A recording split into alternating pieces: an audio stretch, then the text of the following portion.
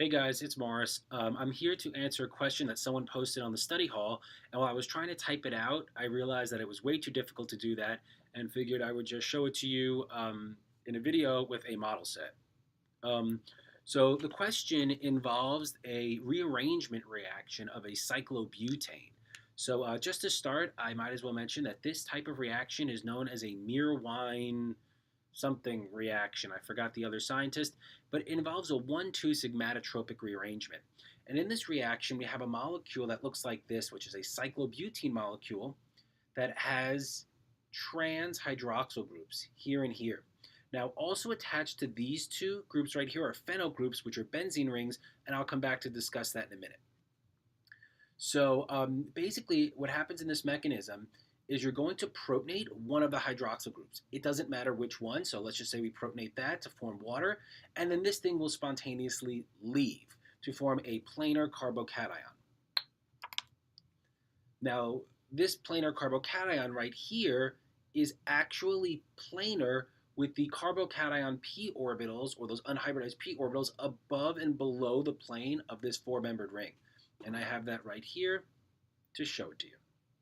So here it is. And here is where that hydroxyl group was protonated and left, and you get this planar carbocation. Now, one of the things is that because we have this planar carbocation, the benzene substituent, the phenyl substituent, which was there, which I will show as this, really enjoys being planar. Because what happens is that the pi orbitals in the phenyl group can overlap with this pi orbital here. So this right here adopts a planar, kind of a planar intermediate.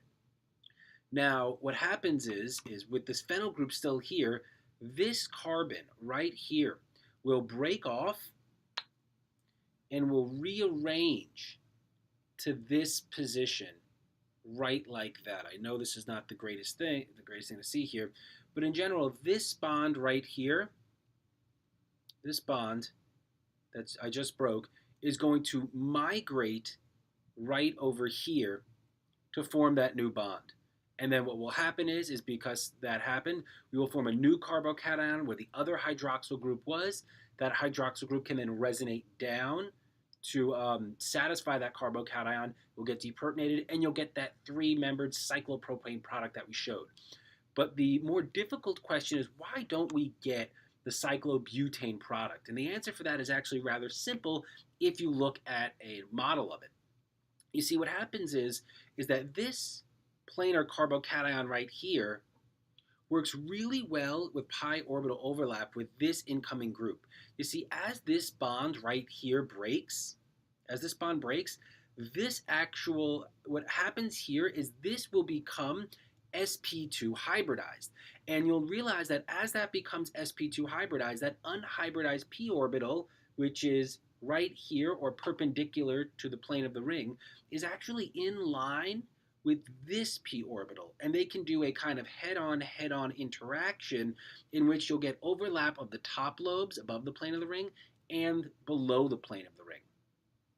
Now you'll also notice that the other less desired product is proposed to be formed through a migration of the phenyl group on this carbon here.